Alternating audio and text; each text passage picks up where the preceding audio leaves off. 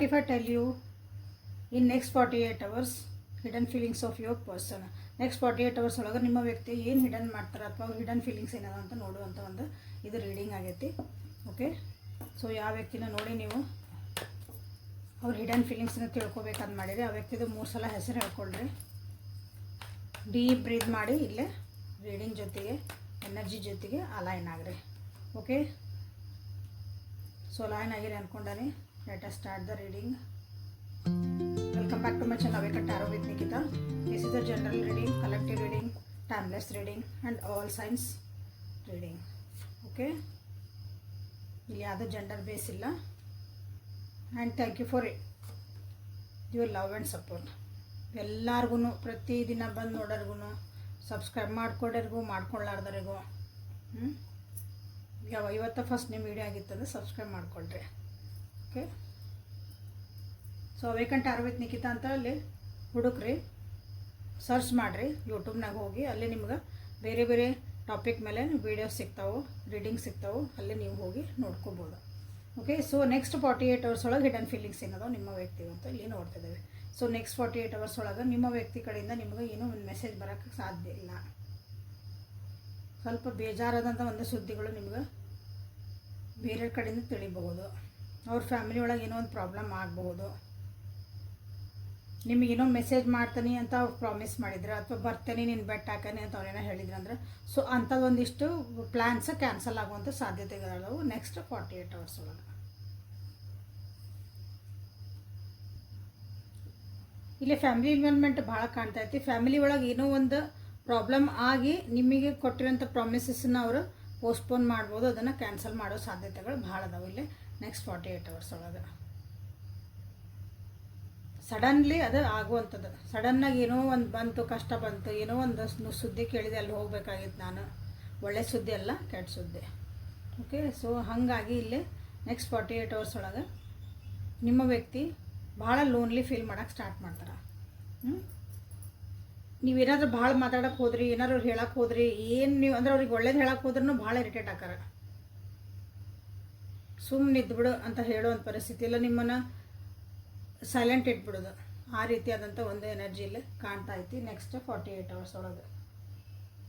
ಸಿಟ್ಟು ಬರುವಂಥದ್ದು ಭಾಳ ಸಾಧ್ಯತೆ ಐತಿ. ತಾಳ್ಮೆ ಕಳ್ಕೊಳಕತ್ತಾರ. ಈ ಒಂದು ಪರಿಸ್ಥಿತಿ ಏನು ಬಂದತ್ಲ ಭಾಳ ಹೆವಿ ಎನರ್ಜಿ ಐತಿಲ್ಲ. ಆ್ಯಕ್ಚುಲಿ ಫ್ಯಾಮ್ಲಿ ಒಳಗೆ ಕಿರಿಕಿರಿಗಳಾಗದಾವು. ಫ್ಯಾಮ್ಲಿ ಒಳಗೆ ಯಾರು ಕಳ್ಕೊಬೋದು. ಫ್ಯಾಮ್ಲಿ ಒಳಗೆ ಅಂದ್ರೆ ಅಂಥದ್ದೊಂದು ಏನಾದರೂ ಒಂದು ಪರಿಸ್ಥಿತಿ ಬರ್ಬೋದು, ಸೀರಿಯಸ್ ಆಗ್ಯಾರಂತ ಬರ್ಬೋದು. ಅಥವಾ ಒಂದು ಪರಿಸ್ಥಿತಿ ಹೆಂಗೆ ಬರ್ಬೋದು ಅಂತಂದ್ರೆ, ಆ ಪರಿಸ್ಥಿತಿ ಬಂದಮೇಲೆ ಇವ್ರ ಜೀವನನ ಪೂರ ನಂದು ಒಂದು ನಿಮ್ಮಿಬ್ಬರು ರಿಲೇಷನ್ಶಿಪ್ಪರು ಪೂರ ಒಂದು ಬೇರೆ ರೀತಿ ತೊಗೊಂಡು ಹೋತು ಅಂತ ಹೇಳ್ಬೋದು. ಪಾಸಿಟಿವ್ ವೇ ಒಳಗಲ್ಲ, ಸ್ವಲ್ಪ ನೆಗೆಟಿವ್ ವೇ ಒಳಗೆ.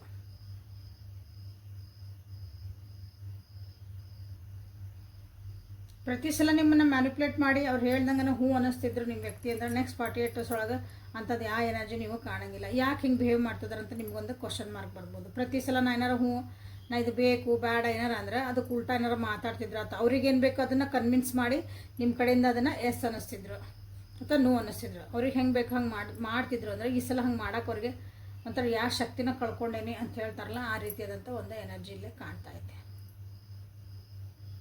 ಇದೆಲ್ಲ ಪರಿಸ್ಥಿತಿಯಿಂದೆಲ್ಲ ದೂರ ಹೋಗ್ಬಿಡ ನಾನು ಅಂತಲೂ ಅನ್ನಿಸ್ತಿಲ್ಲ ಅವರಿಗೆ.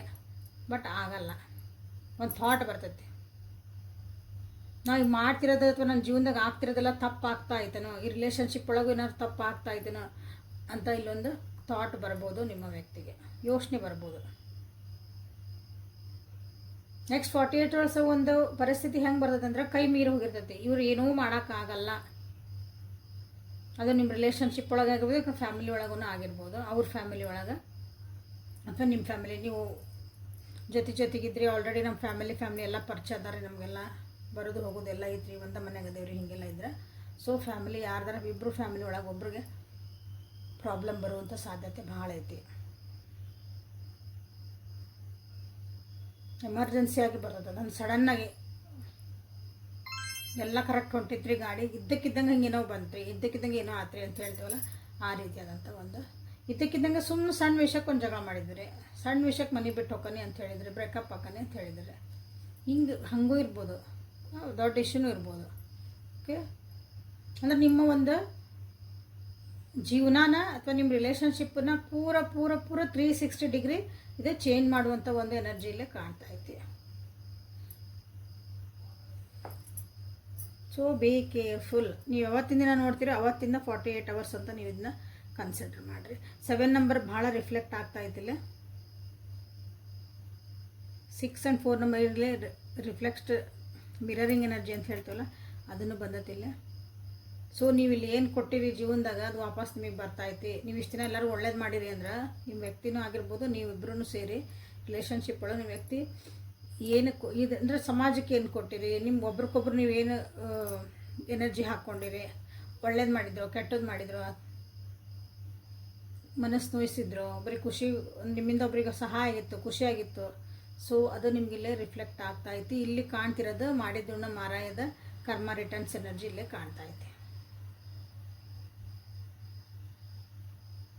ಯಾರಿಗೊಬ್ರಿಗೇನೋ ಅದು ಎಸ್ಪೆಷಲಿ ನಿಮ್ಮ ವ್ಯಕ್ತಿ ಯಾರಿಗೂ ನಿಮಗೆ ನೋವು ಮಾಡಿದ್ರು, ಮನಸ್ಸಿಗೆ ಎಸ್ಪೆಷಲಿ ನಿಮಗೆ ಮನಸ್ಸು ನೋವು ಮಾಡಿದ್ರು, ನಿಮ್ಮ ಫ್ಯಾಮಿಲಿಗೆ ಮನಸ್ಸಿಗೆ ನೋವು ಮಾಡಿದ್ರು ಅಂದ್ರೆ ಸೊ ಈಗ ಅವರಿಗೆ ಅದನ್ನು ಅನುಭವಿಸುವಂಥ ಒಂದು ಪರಿಸ್ಥಿತಿ ಇಲ್ಲೇ ಬರ್ತಾಯಿದೆ.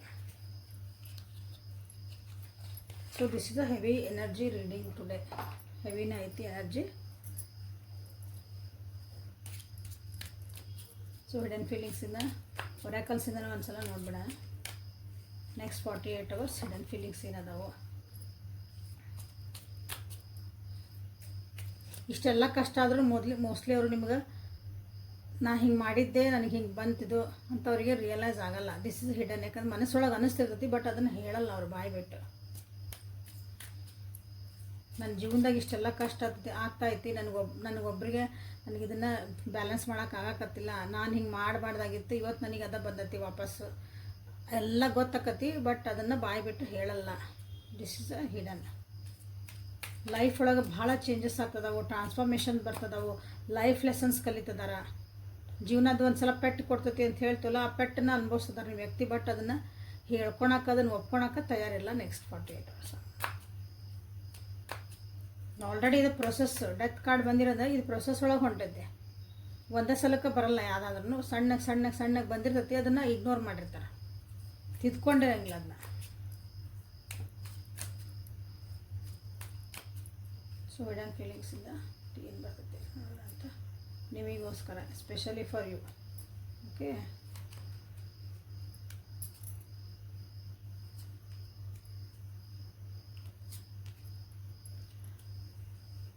ನೋಡ್ರಿ ಏನು ಬಂತು. ನಿಮಗೆ ಒಂದು ಮನಸ್ಸಿಗೆ ನೋವು ಮಾಡಿದ್ರು, ನಿಮಗೇನು ಅಂದರೆ ಇಲ್ಲಿ ಬಂತು. ನೀವೇನು ಡಿಸರ್ವ್ ಮಾಡ್ತೀರಿ ಅದನ್ನು ರೆಸ್ಪೆಕ್ಟ್ ಅವರು ನಿಮಗೆ ಎಂದೂ ಕೊಟ್ಟಿಲ್ಲ. ನಿಮಗೇನು ಕೇರ್ ನೀವು ಡಿಸರ್ವ್ ಮಾಡ್ತೀರಿ ಆ ಕೇರ್ನ ನಿಮಗೆ ಅವರು ಕೇರ್ ಮಾಡಿಲ್ಲ. ಅದು ಈಗ ಅವ್ರಿಗೆ ಗೊತ್ತಾಗಕತ್ತೈತಿ, it is all my mistake ಅಂತಂದು. ಅವ್ರದ್ದು ಮಿಸ್ಟೇಕ್ ಅಂತ ಈಗ ಗೊತ್ತಾಗ್ತೈತಿ. ಯಾಕಂದ್ರೆ ಜೀವನ ಮಸ್ತಾಗಿ ಒಂದು ಪಾಠನ ಕಲ್ಸಾಕತ್ತೈತಿ. ಲಿಟ್ರಲಿ ಕರ್ಮ ರಿಟರ್ನ್ಸ್ ಇದು. ನಿಮ್ಮನ್ನು ಬಿಟ್ಟು ಬೇರೆಯವ್ರು ಯಾರನ್ನೂ ಇಷ್ಟಪಟ್ಟವ್ರು ಹೋಗಿದ್ರು, ನಿಮ್ದೇನೂ ತಪ್ಪಿದ್ದಿದ್ದಿಲ್ಲ ಇದ್ರೊಳಗೆ. ಸೊ ಈಗೇನಾಯ್ತು, ಅವಾಗ ನಿಮ್ಗೆ ನೀವೇನೋ ಹೇಳಕ್ಕೆ ಹೋಗಿದ್ರಿ ಅಥವಾ ಸರಿ ಮಾಡೋಕ್ಕೆ ಹೋಗಿದ್ರಿ ಅಂದ್ರೆ ನಿಮಗೆ ರೆಸ್ಪೆಕ್ಟ್ ಕೊಟ್ಟಿಲ್ಲ, ನಿಮ್ಗೆ ಅದಕ್ಕೊಂದು ಕರೆಕ್ಟಾಗಿ ಆನ್ಸರ್ನೂ ಕೊಟ್ಟಿಲ್ಲ ಅವರು. ಸೊ ಈಗ ಅನಿಸೋದವ್ರಿಗೆ ನಾನು ನಿಮ್ಮಿಂದ ದೂರ ಇದ್ರೂ ಬಟ್ ನೀವು ನೆನಪಾಗ್ತೀರ ಆ ವ್ಯಕ್ತಿಗೆ. ಯಾಕೆ ಒಳ್ಳೆತನ ನೀವು ಕೊಟ್ಟಾಗ ಅದು 100% ನೆನಪಾಗಿ ಹಾಕಿದೆ. ಓಕೆ, ನಿಮಗೆಲ್ಲ ನೋವು ಮಾಡಿ ಹೋದ್ರು. ಈಗ ಕಷ್ಟ ಕಾಲ ಐತಲ್ಲ, ಕಷ್ಟ ಕಾಲ ಇದ್ದಾಗ ನೀವು ಇದ್ದಿದ್ರೆ ಹೆಂಗೆ ಇರ್ತಿತ್ತು, ನೀವು ಇದ್ದಿದ್ರೆ ಹೆಂಗೆ ಹ್ಯಾಂಡಲ್ ಮಾಡ್ತಿದ್ರಿ, ನೀವು ಇದ್ದಿದ್ರೆ ಹೆಂಗೆ ಅದೊಂದು ಬ್ಯಾಲೆನ್ಸ್ನಾಗ ಹೋಗಿದ್ದೆ ಜೀವನ ಅಂತ ಈಗ ಅವರಿಗೆ ಅನ್ನಿಸ್ತಾ ಐತಿ. ನೆಕ್ಸ್ಟ್ 48 ಅವರ್ಸ್ ಒಳಗೆ ತಮಗೆ ತಾವ ಒಂದು ಸಮಾಧಾನ ಮಾಡ್ಕೊತಾರ. ನೀವು ಅವ್ರಿಗೆ ತೋರಿಸಿದಂಥ ಒಂದು ಪ್ರೀತಿ ಕಾಳಜಿ ನಿಮ್ಮ ಫೀಲಿಂಗ್ಸ್ ಏನು ತೋರಿಸ್ಕೊಂಡ್ರಲ್ಲ ಅದು ಸುಳ್ಳಾಗಿದ್ದಿರಬಹುದನ ಅಂತಲೂ ಅನಿಸುತ್ತೆ. ಹಾಗಾಗಿ ನಾ ಬೇರೆಯವ್ರನ್ನ ಇಷ್ಟಪಟ್ಟೆ. ಈಗ ಹಂಗಂದ್ರೆ ಒಂದು ಸ್ವಲ್ಪ ಬಣ್ಣ ಸುಣ್ಣ ಹಚ್ಕೊಂಡಿದ್ದು ಮಾಡಿದ ಕೆಲಸಕ್ಕೆ, ಬಟ್ ಅದೆಲ್ಲ ಆಗಲ್ಲ. ಯಾಕಂದ್ರೆ ಅಲ್ಲಿ ರಿಟರ್ನ್ ಆಗ್ಬಿಡತ್ತೆ.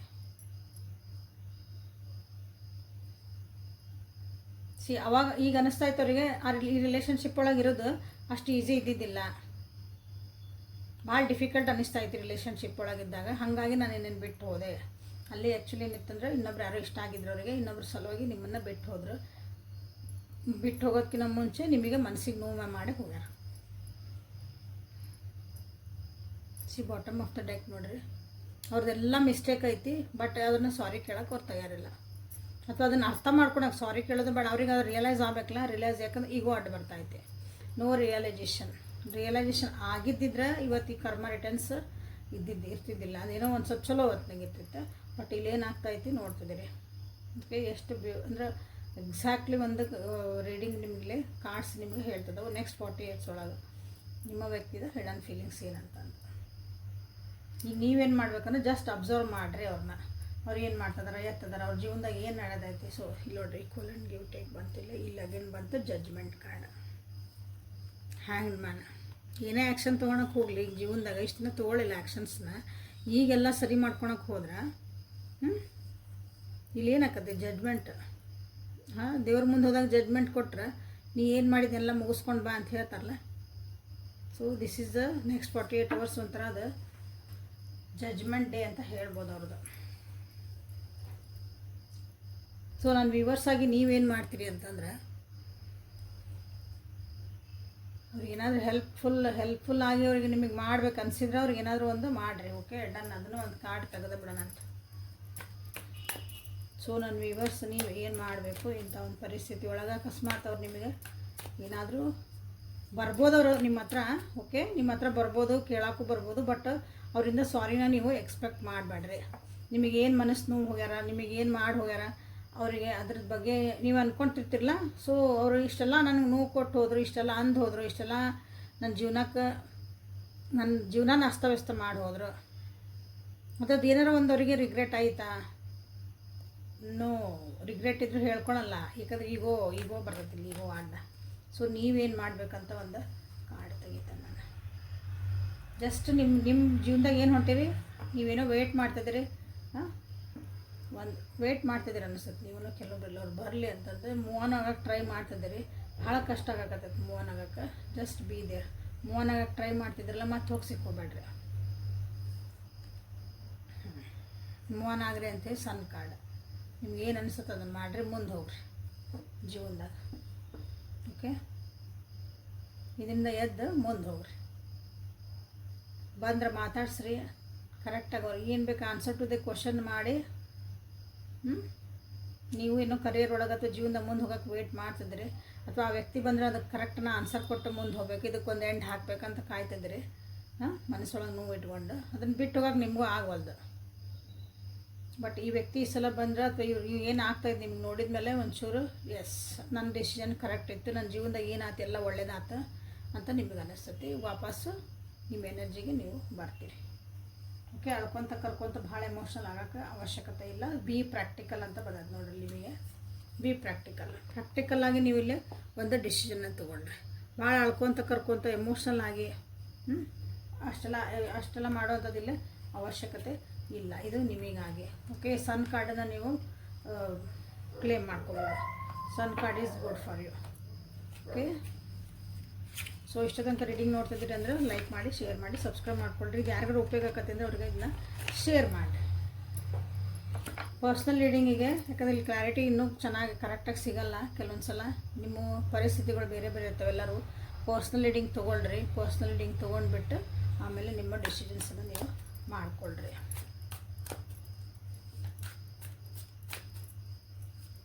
ಸೊ ಏಂಜಲ್ಸ್ ಕಡೆಯಿಂದ ನಿಮ್ಗೆ ಏನು ಗೈಡೆನ್ಸ್ ಅಂತ ನೋಡೋಣ ಅಂತ. ನಂದು ಇನ್ನೊಂದು ಯೂಟ್ಯೂಬ್ ಚಾನಲ್ ಐತಿ, ಅದರದ್ದು ಲಿಂಕ್ ಕೊಟ್ಟೇನೆ ಡಿಸ್ಕ್ರಿಪ್ಷನ್ನಾಗ. ಅದನ್ನು ಒಂದು ಲೈಕ್ ಮಾಡಿರಿ, ಅದನ್ನು ಸಬ್ಸ್ಕ್ರೈಬ್ ಮಾಡಿಕೊಳ್ರಿ, ಫಾಲೋ ಮಾಡಿರಿ. ಇನ್ಸ್ಟಾಗ್ರಾಮ್ ಫಾಲೋ ಮಾಡಿರಿ, ನಂದು ಡಿಸ್ಕ್ರಿಪ್ಷನ್ ಒಳಗೆ ಐತೆ ಅದ್ರದ್ದು ಲಿಂಕ್. ಸೊ ನ್ಯೂಮರಾಲಜಿ ಪ್ರಕಾರ ನಿಮ್ದಂದ್ರೆ ನಿಮ್ದು ಡೇಟ್ ಆಫ್ ಬರ್ತ್ ಪ್ರಕಾರ ನಿಮ್ಗೆ ಅನಾಲಿಸಿಸ್ ಏನೇನು ಮಾಡಿಸ್ಕೋಬಹುದು, ಏನೇನು ಅದರೊಳಗೆ ನಿಮಗೆ ಸಿಗ್ತತಿ ಅಂತಂದು ನಾನು ನಿಮ್ಗೊಂದು ಇದನ್ನು ಹಾಕ್ತಾನೆ, ಪೋಸ್ಟ್ ಮಾಡ್ತೀನಿ. ಅದನ್ನು ಸ್ವಲ್ಪ ನೋಡಿರಿ. ಓಕೆ, ಒಂದು ಆಫರ್ ಪ್ರೈಸ್ ಇಟ್ಟೇನಿ, ಅದಕ್ಕೆ ಎಲ್ಲರೂ ಅದನ್ನು ಉಪಯೋಗ ತೊಗೊಳ್ರಿ. ಓಕೆ, ಸೊ ಅದನ್ನು ಪೋಸ್ಟ್ ಮಾಡ್ತೀನಿ, ನೋಡ್ಕೊತೀರಿ. ನೋಟಿಫಿಕೇಷನ್ ಬೆಲ್ನ ಆನ್ ಮಾಡ್ಕೊಳ್ರಿ, ಅಲ್ಲಿ ಗೊತ್ತಾಗುತ್ತೆ. ರಿಲೀಸ್ ನಿಮ್ಮ ಫಿಯರ್ಸ್ ಏನದವೋ ಅವನ್ನೆಲ್ಲ, ನಿಮ್ಮ ಡೌಟ್ಸ್ ಏನದವೋ ಅದನ್ನೆಲ್ಲ ಬಿಟ್ಬಿಡ್ರಿ ಅಂತ ಹೇಳ್ತಿದ್ದಾರೆ. ಓಕೆ, ಭಾಳ ಅದ್ರ ಬಗ್ಗೆ ಯೋಚನೆ ಮಾಡಿಬಿಡ್ರಿ. ಜಸ್ಟ್ ರಿಲೀಸ್ ನಿಮ್ಗೆ ಒಳ್ಳೇದಾಗತ್ತೆ ಅಂತಂದು. ಯಾಕಂದ್ರೆ ಅಬಂಡೆನ್ಸ್ ಮೈಂಡ್ಸೆಟ್ ಇಟ್ಕೊಳ್ರಿ. ಯಾವಾಗಲೂ ಜೀವನದಾಗ ನನಗೆ ಒಳ್ಳೇದಾಗ್ತಾಯಿತಿ. ಏನೇ ಆಗಿರಲಿ, ಈಗ ಸದ್ಯ ಪರಿಸ್ಥಿತಿ ನಮಗೆ ಕೆಟ್ಟ ಅನ್ನಿಸ್ತೈತಿ. ಬಟ್ ದೇವ್ರಿಗೆ ಗೊತ್ತಲ್ಲ ನಿಮಗೆ ಏನು ಕೊಡ್ಬೇಕಂತಂದು. ಸೊ ಅದನ್ನು ಆ ಪರಿಸ್ಥಿತಿನ ಐ ಆಲ್ವೇಸ್ ಅಟ್ರ್ಯಾಕ್ಟ್ ಅಬಂಡನ್ಸ್ ಅಂತ ನೀವಿಲ್ಲಿ ಆ ಒಂದು ಅಫರ್ಮೇಷನ್ನ ನೀವು ಹೇಳ್ಕೊಬೋದು. ಏನೇ ಪರಿಸ್ಥಿತಿಗಳಿರಲಿ ಅದನ್ನು ಸಮಾಧಾನದಾಗಿ ಹ್ಯಾಂಡಲ್ ಮಾಡೋದನ್ನು ನೀವು ಇಲ್ಲಿ ಕಲಿಬೇಕು. ಸಿಟ್ ಮಾಡಿದೆ ಅತ್ತೆ ಕರೆದೆ ಇರಿಟೇಟ್ ಮಾಡ್ಕೊಂಡ್ರೆ ಏನೂ ಇಲ್ಲಿ ಅದಕ್ಕೆ ನಿಮಗೂ ಸೊಲ್ಯೂಷನ್ ಸಿಗಲ್ಲ. ನಿಮಗೆ ಸದ್ಯಕ್ಕೆ ಪರಿಸ್ಥಿತಿ ಒಳಗೆ ಆನ್ಸರ್ ಹೇಳೋಕೆ ಆಗಿಲ್ಲ ನಿಮ್ಗಂದ್ರೆ ಸ್ವಲ್ಪ ಪಾಸ್ ತೊಗೊಳ್ರಿ. ಪಾಸ್ ತೊಗೊಂಡು ನಿಮ್ಮ ಇನ್ನರ್ ಸ್ಟ್ರೆಂತ್ ಏನೈತಿ, ನಿಮ್ಮೊಳಗಿರೋ ಶಕ್ತಿ ಏನೈತಿ, ನೀವೇನೋ ಒಂದು ಕಂಫರ್ಟ್ ಝೋನ್ ಬಿಟ್ಟು ಹೊರಗೆ ಬರ್ರಿ. ನಿಮ್ಮೊಳಗೆ ಒಂದು ಶಕ್ತಿ ಐತಿ. ಓಕೆ, ಇದನ್ನು ಮಾಡೋಕ್ಕಾಗಲ್ಲ ಅಂದ್ಕೊಂಡಿರ್ತಿರಲ್ಲ, ಅದು ನಿಮ್ಗೆ ಮಾಡೋ ಶಕ್ತಿ ಐತಿ, 100% ಐತಿ. ಸೊ ಕಂಫರ್ಟ್ ಝೋನ್ ಬಿಟ್ಟು ಬರುವಂಥ ಒಂದು ಪರಿಸ್ಥಿತಿ ನಿಮ್ಗೆ ಬರ್ತೈತಿ, ಅದರಿಂದ ಹೊರಗೆ ಬರ್ರಿ. ಆ್ಯಂಡ್ ಬ್ಯೂಟಿಫುಲ್ ಏನಂತಂದ್ರೆ ನಿಮಗೂ ಒಂದು ಗೈಡೆನ್ಸ್ ಐತಿ, ಯಾವಾಗಲೂ ನಿಮ್ಗೊಂದು ಸಪೋರ್ಟಿವ್ ಸಿಸ್ಟಮ್ ಐತಿ. ಎಲ್ಲಿಂದ? ಡಿವೈನಿಂದ, ದೇವ್ರ ಕಡೆ ನಿಮ್ಗೆ ಯಾವಾಗಲೂ ಆಶೀರ್ವಾದ ಐತಿ. ಸೊ ನಿಮ್ಮ ಇಂಟ್ಯೂಷನ್ಸನ್ನು ನೀವು ಫಾಲೋ ಮಾಡಿರಿ. ಆಮೇಲೆ ನೀವು ಯಾವ ದೇವ್ರನ್ನ ನಂಬ್ತೀರಿ, ಯಾವ ಯೂನಿವರ್ಸ್ ನಂಬ್ತೀರಿ, ಯಾವ ಏಂಜಲ್ ನಂಬ್ತೀರಿ, whatever it is energy ನಂಬ್ತಿರಲ್ಲ ಅದನ್ನು ಫೇತ್ ಇಡ್ರಿ. ಫೇತ್ ಇಡ್ರಿ ಅಂದ ಅರ್ಥ ಏನು? ನಂಬ್ರಿ ಅಂದ್ರೆ ಇವತ್ತು ಈ ದೇವ್ರಿಗೆ ಹೋದೆ ನಾಳೆ ಆ ದೇವ್ರಿಗೆ ಹೋದೆ ಅಲ್ಲ. ನೀವು ನಿಮ್ಮ ಇಷ್ಟ ದೇವತೆ ಯಾರದಲ್ಲ ದೇವರು, ಅವರು ನಂಬಬೇಕು. ಎಲ್ಲಿದ್ದರೂ ನನಗೆ ಅವ್ರು ಕಾಪಾಡ್ತಾರೆ. ಬೇಕಾದಿರ್ಲದೆ ಅವ್ರು ನಮ್ಮನ್ನು ಕಾಪಾಡ್ತಿದಾರ, ನಮ್ಗೆ ಒಳ್ಳೇದು ಮಾಡ್ತಿದಾರನ್ನ ನೀವು ಫೇತ್ ಇರಬೇಕು. ಓಕೆ, ಅದು ಸರೆಂಡರ್ ಇರಬೇಕು. ಅಂದ್ರೆ ನಿಮ್ಗೆ ಎಲ್ಲ ನಿಮ್ಗೆ ಕ್ಲಾರಿಟಿ ಒಳಗೆ ನಿಮ್ಗೆ ಸಿಗೋಕ್ಕೆ ಸ್ಟಾರ್ಟ್ ಮಾಡ್ತೈತಿ. ಸಿಚುವೇಶನ್ ಏನಿರಲಿ, ಇದು ಅದಕ್ಕೆ ಆತಿ ನಿಮ್ಮ ಇಂಟ್ಯೂಷನ್ಸ್ ಚಲೋ ಅದಾವು, ಅದನ್ನು ನೀವು ಎನ್ಹಾನ್ಸ್ ಮಾಡ್ಕೊರಿ ಅಂತ ನಿಮಗೆಲ್ಲ ಹೇಳ್ತಿದ್ದಾರೆ. So this is a reading for today. ನಾಳೆ ಮತ್ತು ಹೊಸ ರೀಡಿಂಗ್ ಜೊತೆಗೆ ನಿಮ್ಮ ಬೆಟ್ಟಕ್ಕನೆ. ಅಲ್ಲಿವರೆಗೂ take care of yourself and be happy always. Thank you.